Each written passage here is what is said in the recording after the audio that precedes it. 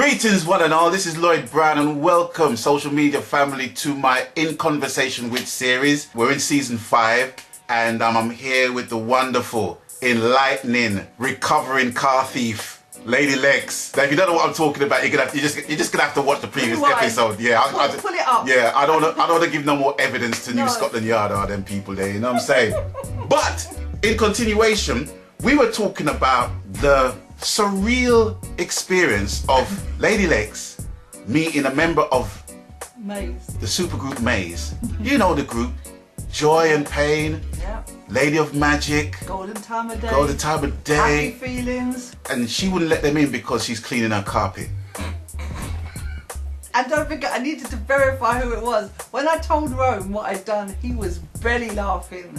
Oh yeah, and barely laughing. And how she done that was she actually went upstairs and looked at the album cover to clarify that they were, or he was who he said. Yeah, that's right. I'm not letting no lunatic sit in my living room and I don't know who you are. Coming from a car thief. Yeah. Oh my God. Room for talk. I know. Anyway, so you and Maze were tight. Yeah. In a big way. Not just basically like, you know, as a vocalist, but as a producer. Yeah. That's just. I've still got 4 tracks of me and Rome singing. That's off its head. I know. I'll have to get them out. Because I've got him singing as well. Yeah. Okay, so what was the first project that you done with Maze? Songwriting.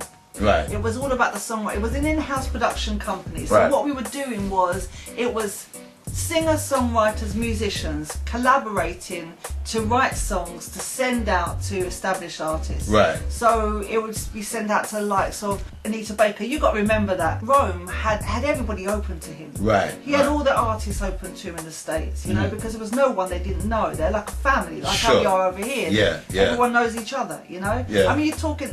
This is the surreal craziness of it. Yeah. I was chilling with them because I would go, when they were over here, I'd go around on their tour with them. Okay. Right, so I'm just getting to know the business, getting to learn what it's all about really, looking at the size of the arenas that they're working with, you know, and then I'm sitting down now, and in the hotel after they just come from a gig, they'd all just chill out, no one could go to sleep at that time. It's just because you're too amped up. Yeah. So we're sitting down now, their friends have come to join us. It's only the Gap Band. I mean, excuse me. Hold on. Whoa. Stop. Sitting down over the Whoa. Stop. You're talking the Gap Band. Not Mind the Gap Band, but the Gap Band. The Gap Band. Uncle Charlie Wilson. Yeah. Are you kidding me? No, come out my yard. Just come out my get out. Me a little cartoon.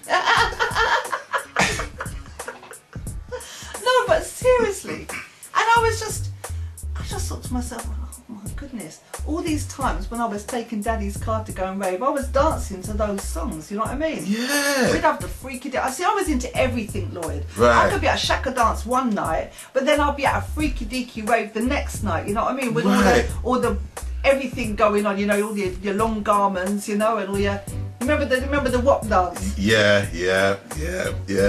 All of that. So we had everything. Wow.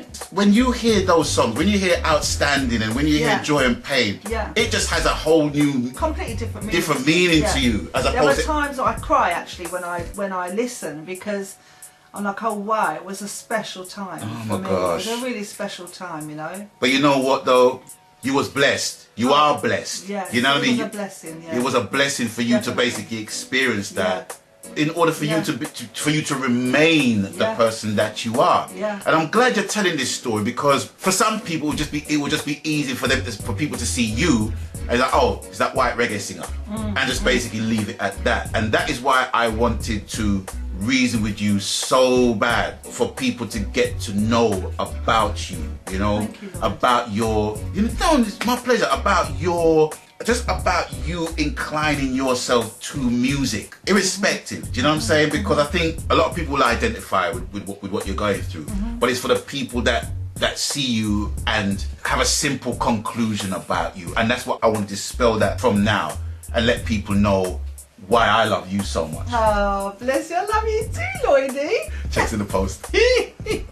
Obviously, working with Maze, Yeah. something must have been brewing at that point. Yeah. You're producing stuff. Yeah. You're songwriting, and you're basic. And where your position is, you're more or less in like a major record company position. Oh, because that's how. Well, they were Warner Brothers, weren't they? Well, exactly. So to have the in-house production Yeah. and writing team Yeah. and what have you. Yeah, it was going to blow up. I mean, it was going to blow up, but it didn't get that far because Rome just got so, he lost patience because things are so slow over here.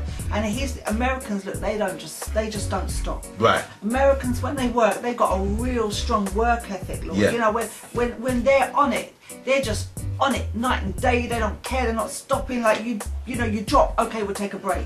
5 minutes. Yeah, come back.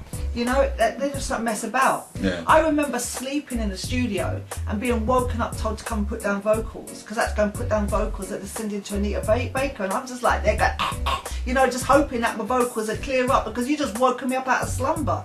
Hold on for a second. I'm just grasping that for a second. So that's the madness of it. You would get woken up out of your sleep, out of sleep to do vocals, come and do vocals, to get for a demo to be sent to Anita Baker. Yes. Caught up in the rapture of love. That one there. Not Anita Baker from Stamford Hill. Okay. Let's just get that clear. Okay. Anita Baker. That's because that's not my link, but that's their link. But the thing is though is that you were in that working environment. Yeah, 100%. Do you know what I'm saying? It's like it's I wouldn't say it's unheard of, but it was normal to me. I knew it was normal to me. Wow. Yeah, it was normal. And I just didn't think anything more of it. And I'll be honest with you, they were such lovely guys. They still are. I'm still in touch with them. I'm still in touch. If they come here, I'll still go and see them. Right. We'll still sit down and talk. So okay, so we need to kind of rewind from that point. Yeah. What happened? What happened? Well, they wanted me to go over there. So I was called to America. Right. It was all ready. I was going to have my nose done. My weight was fine. Apart from the nose, I was fine. Right. You know what I mean? Everything else was good. So it was all good to go. Right. But then I couldn't go because I got into, I split up with my children's father. Okay. And I just got into a new relationship with Wait, who? I wonder who was this person that kind of... No, we're 94 now. This is 1994. 1994. So this is the timeline we're on now. Okay. Okay. Yeah. So I've already done the whole little tours with them, and so we're now 1994. Okay. And I met, well, I already knew my husband. Come here. I have to squeeze myself thin because this man too broad. Stop. Broader than my living room. Stop it, Lloyd. Right. Stop it. Okay, so this gentleman here is the love of this lady's here life. Now hold on, she's the love of my life. Okay, you can get a room afterwards, okay? But in the meantime, right, this is Father P. Patrick, Lady Lex's husband. Yep. Okay? That's it. That's right. Come out my chair. you thought I was gonna get into some long things, didn't it? Yeah, I did. You're in my manor and you're in my studio. That's all you're getting. Thank you. No charge. Get this thing from. Right? So it was due to that geezer over there. It was. It was. Well, it wasn't really because, you know, I'm not going to beat about the bush. You know, there was an agreement with my ex that he could see the children, and I wasn't about to start going back on that. So it was either that I go to America and I take the children, or I go back on the agreement I had, Right. or I stay here and I just, you know, have my children. And I chose my children. It was not a choice. There's no choice in that. There's not a choice in that to regard. me, Lloyd. No, not a choice at all. But you know what though? It's you know, it's whatever choices you make in life, it brings you to this moment right now. Absolutely. You know, Yeah. and we give thanks for that. Absolutely. You know, we give thanks for that. We give thanks that you are here to tell the story. Look, I had that experience, and it's very grounding. It's very humbling, you know. And I always I laugh to myself really when I see certain people come on, because I like watching people come on. I like watching people, you know, realise their dreams. It's important to me. I like watching things like The Voice and whatever. I know a lot of people slate it and whatever, but still I like to see people come with their... You wish success well. I do. Yeah. I do. Yeah. I really do. And I think to myself, oh, you know, I hope they go, oh, come on, do your best, you know, so you can realise your dreams. Yeah. And I think to myself, you know, I love that for other people. But the minute somebody comes on, they're talking about how they're this, they're that, and they're the best thing, I think, oh no, they're going to be terrible. Because in my experience, the best artists are the humble artists. Unassuming. Frankie, you can sit down and talk with him, he'd make time for you. Yeah. I had many a conversation with him. And, you know, deep reasoning. Such a lovely gentleman. I mean, I'll be talking with people that were keyboard players for Whitney Houston coming in to do session work with Frankie if Wu wasn't available, you know.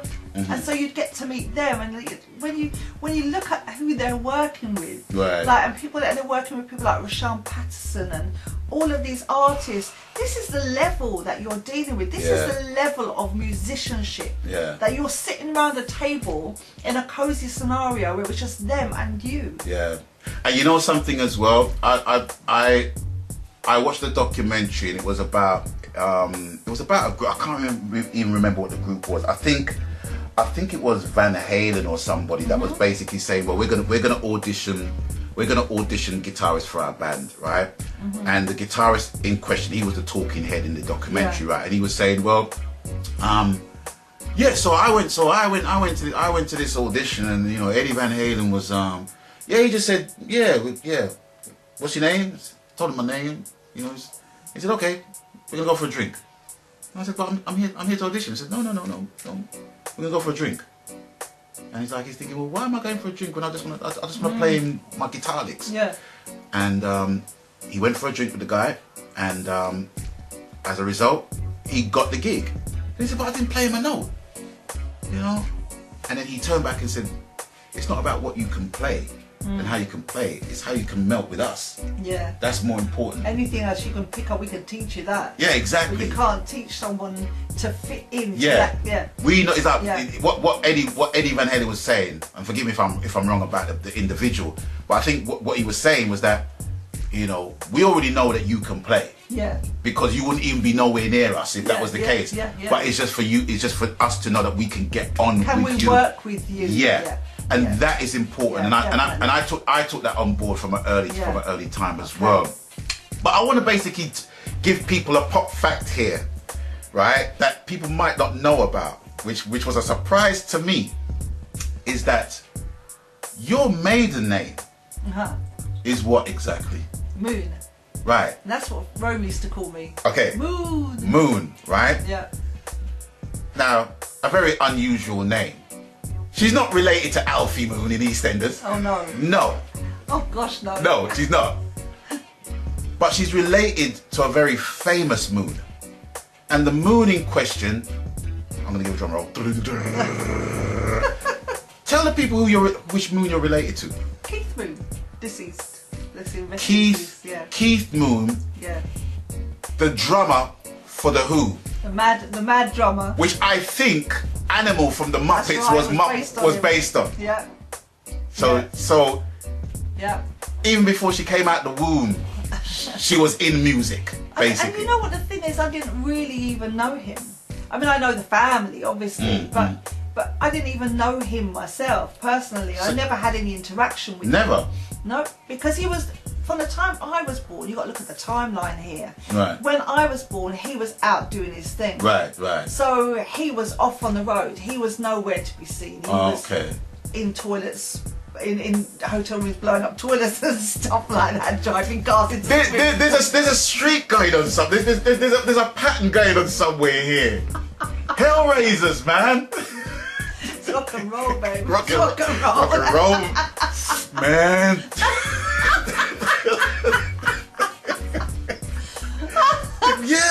Yeah. Okay. So there's a little known fact for you. Lady Lex was related to the late Keith Moon. Indeed. Right. Yeah. So we're gonna cut this episode short because the next episode has to basically move towards Peckins. Yep. How that came about. I'm surprised that you know what? I'm gonna start the episode proper, okay? So until we link up next time, people stay blessed. We're out of here, we're gone. And abstain from foolishness. And all these things. Abstain from foolishness.